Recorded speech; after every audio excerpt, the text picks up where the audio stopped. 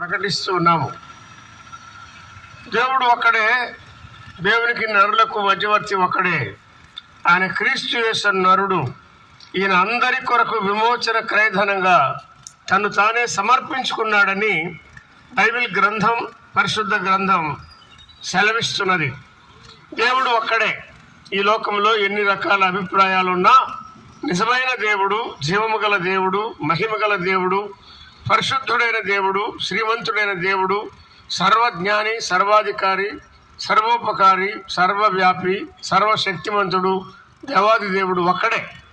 ఆ ఒక్కడే ఉన్న దేవుడు మానవులను ప్రేమించి దేవునికి మానవులకు మధ్యవర్తిగా 2000 సంవత్సరాల కిందట నరావతారిగా, సరిపోయిన రక్షకుడుగా, సరిపోయిన మధ్యవర్తిగా, దేవుడుగాను మానవుడుగాను, దైవ కుమారుడుగాను, మనుష్య కుమారుడుగాను యేసు క్రీస్తు అని పేరున్న లోకానికి ఆయన వచ్చాడు. కృప సత్య సంపూర్ణుడుగా ఆయన శరీరధారిగా ఈ లోకంలో జన్మించాడు, జీవించాడు. అందరూ స్త్రీ పురుషుల వలె పాపములో జన్మించిన వాడు కాడు. పాపం ఎరుగని వాడుగా, పాపం లేనివాడుగా, పుణ్యపురుషుడుగా ఆయన లోకానికి వచ్చాడు. ఆయన ఒక్కడే మనకు సరిపోయినవాడు, మన పాపాలు క్షమించడానికి సరిపోయినవాడు. పాపాలు క్షమించాలంటే రక్తము చిందించాలి. రక్తము చిందించకుండా పాప క్షమాపణ కలుగనేరదు.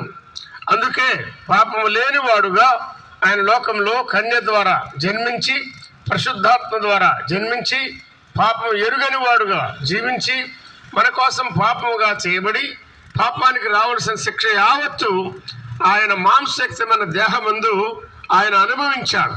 సిలువేయబడ్డాడు, సమాధి చేయబడ్డాడు.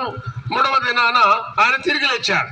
ఆయన సమాధిలో ఉంటే చెప్పే పని లేదు, నమ్మే పని లేదు.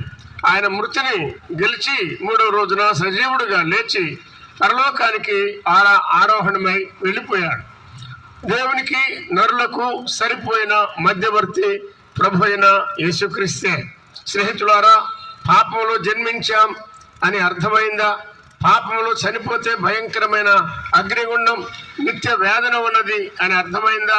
పాప క్షమాపణ కావాలా? అలాగైతే ఆయన పిలుస్తున్నాడు, ప్రయాసపడి భారం మోసుకొనుచున్న సమస్త జనులారా.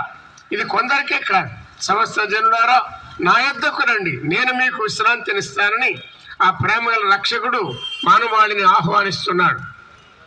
ఈ మాటలు ప్రకటించే మేము మీకన్నా అతీతులం కాము.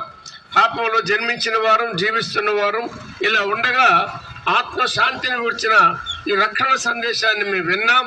దేవుని ఆత్మ మమ్మల్ని ఒప్పించగా, నేను పాపిని, నన్ను